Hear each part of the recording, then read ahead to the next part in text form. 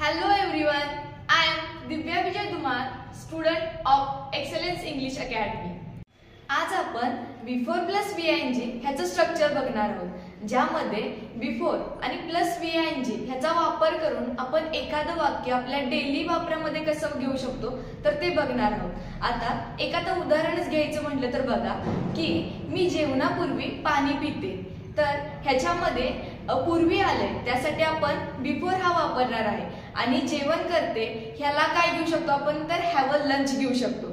तर before having lunch हे त्याला येते आणि त्यानंतर जर बघायचं म्हटलं तर मी पाणी पिते, आय ड्रिंक वॉटर, मी पाणी पिते, पाठीमागे त्याच्या तची बाराखडी येते, त्यामुळे आपण ते सिंपल प्रेझेंट मध्ये असल्यामुळे आपण आय ड्रिंक वॉटर हे घेऊ शकतो। तर हे किती सोपं आहे, चला आपण बघितलं आहे की बिफोर प्लस VING चा वापर आपण आपल्या डेली रुटीन मध्ये सुद्धा करू शकतो किंवा ज्यावेळेस आपण सोसायटीच्या बाहेर जातो त्यावेळेस सुद्धा सहज बोलता बोलता आपण ह्या सेंटेन्सचा वापर करून एखादं सेंटेन्स नवीन बनवू शकतो किंवा आपल्या बोलीभाषेत सुद्धा त्याचा वापर करू शकतो। तर दुसरं एक्झाम्पल घ्यायचं म्हटलं तर कॉलेजला जाण्यापूर्वी मी तुला कॉल करेन, तर ह्याचं बघायचं म्हटलं तर before going to college I call you, तर हे याचं उत्तर होतंय, म्हणजे हे याचं सेंटेन्स मध्ये येतंय। तर आपण बघू शकतो की बोलता बोलता आपण ह्या बिफोर प्लस VING चं खूप चांगलं सेंटेन्स बनवू शकतो। तुम्हाला एक एक्झाम्पल देते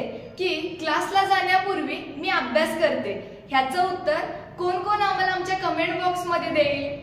थँक्यू।